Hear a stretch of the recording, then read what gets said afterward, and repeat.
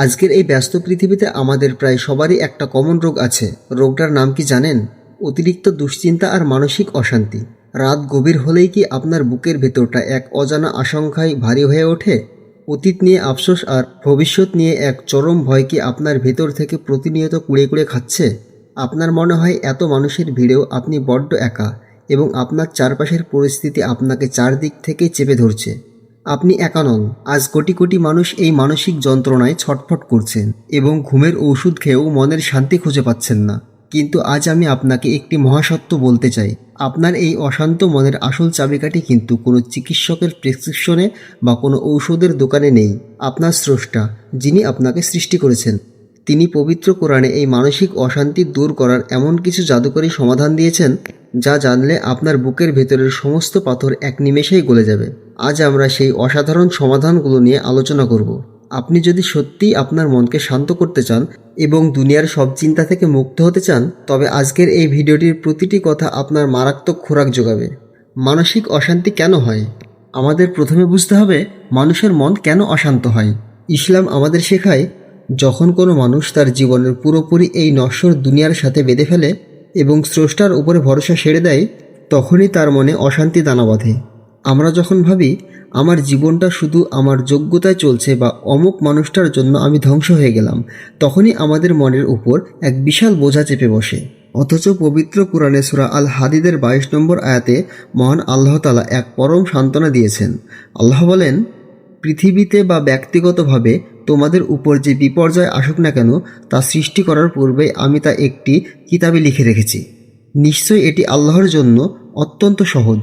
এর ঠিক পরের আয়াতেই আল্লাহ তাআলা বলেছেন, কেন তিনি এই কথাটি আমাদের জানালেন, যাতে তোমরা যা হারিয়েছ তার জন্য আফসোস না করো এবং যা তোমাদের দেওয়া হয়েছে তার জন্য অতি আনন্দে মেতে না ওঠো।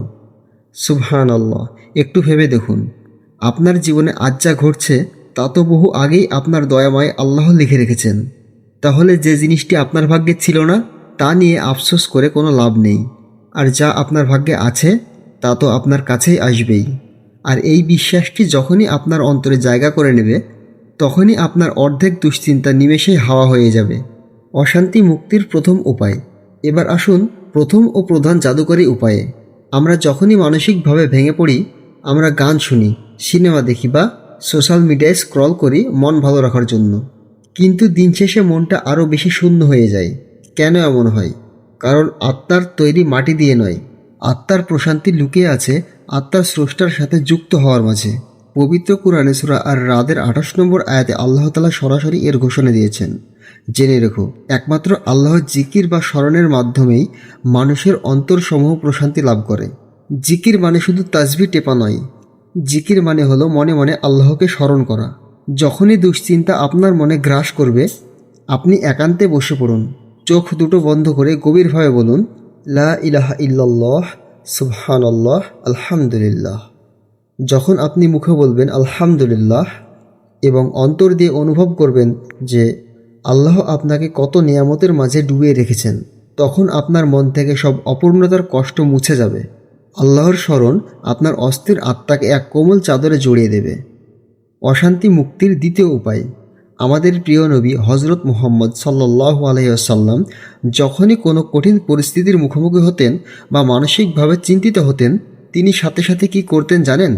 তিনি নামাজে দাঁড়িয়ে যেতেন। রাসূলুল্লাহ সাল্লাল্লাহু আলাইহি ওয়াসাল্লাম বলতেন, হে বেলাল, নামাজের একামত দাও। নামাজের মাধ্যমে আমাদের অন্তরকে শান্তি দাও।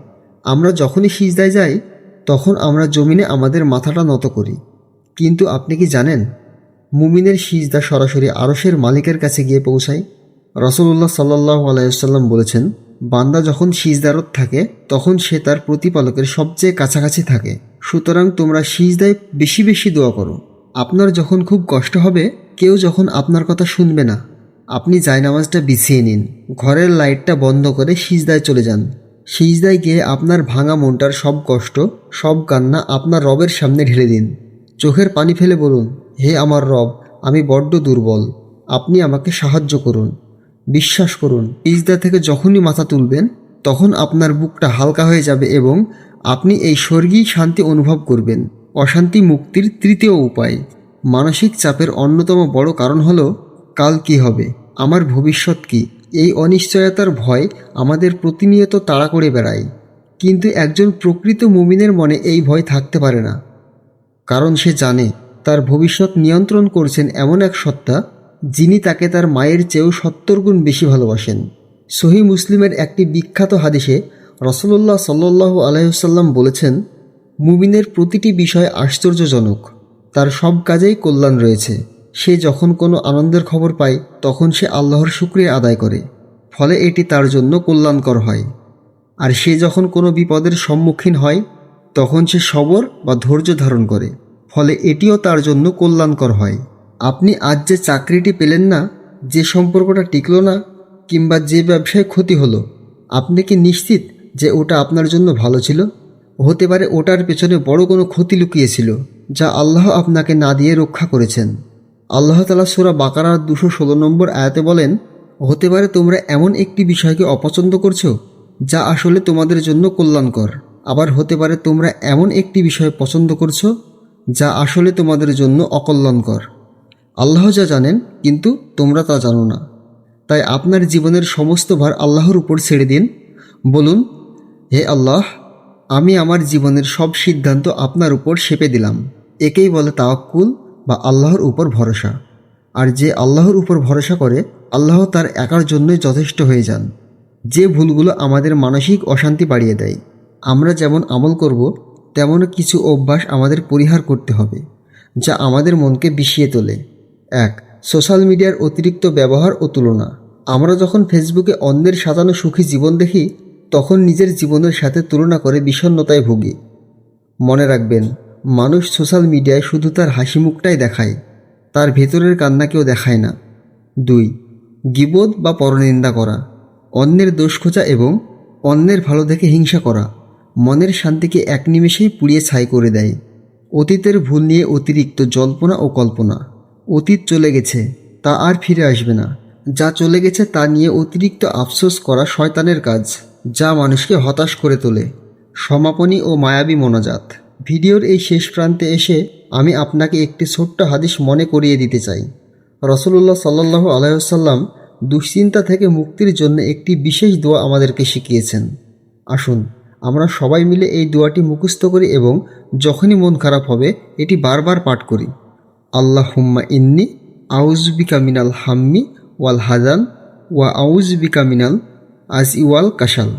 এর অর্থ হলো, হে আল্লাহ, আমি আপনার আশ্রয় চাচ্ছি দুশ্চিন্তা ও বিষণ্ণতা থেকে, এবং আপনার আশ্রয় চাচ্ছি অক্ষমতা ও অলসতা থেকে। প্রিয় ভাইয়েরা এবং বোনেরা, আজ থেকে আপনার মনের সব দুশ্চিন্তা আর ভয়কে আল্লাহর কাছে সমর্পণ করুন। আপনি একা নন, আপনার রব সবসময় আপনার সাথেই আছেন। হে দয়াময় আল্লাহ, আমাদের মনগুলোকে আপনি আপনার জিকির দিয়ে শান্ত করে দিন। আমাদের সমস্ত দুশ্চিন্তা, ভয় ও মানসিক অশান্তি দূর করে দিন। আমাদের জীবনকে প্রশান্তিময়